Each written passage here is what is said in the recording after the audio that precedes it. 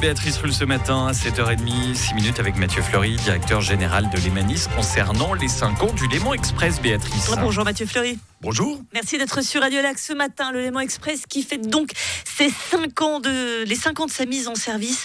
Un pari plus que réussi, même au-delà de toutes les espérances. Exactement, donc c'est vrai que c'est une vraie fête, sans arrière-pensée, on peut vraiment célébrer ce succès. On a aussi changé la région avec ce train qui a pris ses aises, qui a trouvé son public. C'est un pari extrêmement audacieux, extrêmement aussi onéreux, puisqu'il y a eu des investissements colossaux, et c'est un geste de courage politique à l'époque. Et puis aujourd'hui, évidemment, je crois qu'on a fait taire toutes les critiques ou tous les doutes, puisque aujourd'hui nous transportons 70 000 passagers par jour, alors qu'on nous demandait d'en transporter 50 000. Donc 50% de plus, j'estime que c'est un résultat plutôt encourageant, on dira. 70 000 passagers par jour, c'est beaucoup plus qu'espéré, vous venez de le dire, et donc forcément, il y a des inconvénients qui vont avec, notamment des rames surchargées. Alors, effectivement, dans notre secteur, le succès est toujours un challenge aussi. Ça met le système sous pression, effectivement. Mais ce succès était quand même espéré. Aujourd'hui, je combats la phrase « victime du succès ». Nous ne sommes pas encore victimes du succès. Nous faisons tout pour empêcher l'arrivée de ces problèmes. Mais c'est vrai que ce succès, chaque client en plus met le système sous pression. Néanmoins, donc, les mesures sont prises. L'ampleur du succès est remontée là où il faut chez les CFF, la SNCF, le ferroviaire est conscient du problème. Il est conscient, mais est-ce qu'il va le régler ?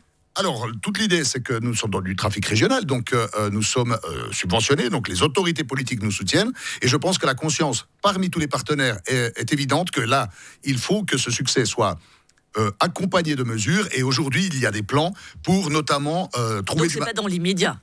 Alors malheureusement, on parle beaucoup de mettre des rames, des trains à double en hauteur, parce qu'on peut pas augmenter leur longueur. Dans le ferroviaire, le problème, nous n'avons pas un concessionnaire de train chez qui on peut aller chercher un train et le mettre en fonction. Donc c'est des commandes qui prennent du temps. Qui coûtent cher. Et qui coûtent extrêmement cher. Mais évidemment, aujourd'hui, j'ai bon espoir qu'une commande intervienne. Donc les études sont en cours et le financement, le tour de table financier est en cours de finalisation. Et donc on peut espérer au début des années 2030 d'avoir les rames qu'il nous faut. Ça veut dire que pendant 5 ans, on va partir après le 1er juillet 2025, ça va être assez compliqué encore. Alors, notamment, on peut évoquer une mesure où les CFF ont mis aussi leur Régio Express, qui, contrairement aux apparences, c'est un train grande ligne, donc c'est extrêmement capacitaire, c'est déjà du 2 étages. Et bien, ces Régio Express s'arrêtent dorénavant dans toutes les gares du Léman Express, et on a vu que ça enlevait un peu de pression, que ça donnait un peu d'air au système, et que les passagers ont aussi adopté cette offre. Donc,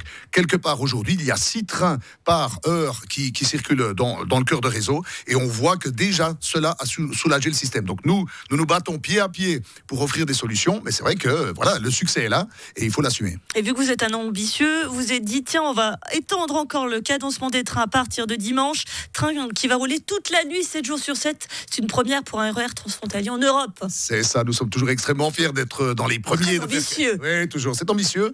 Mais vous savez, je crois que toute l'idée, on parle du report modal, donc du changement des habitudes.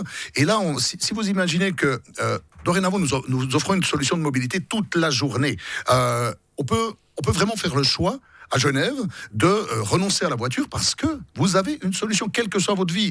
Et là, on peut penser à la vie nocturne, festive, mais il y a aussi tous ceux qui travaillent de nuit. De plus en plus, une de nos réalités, c'est la flexibilisation. La flexibilisation du monde du travail, mais aussi la flexibilisation du monde des loisirs.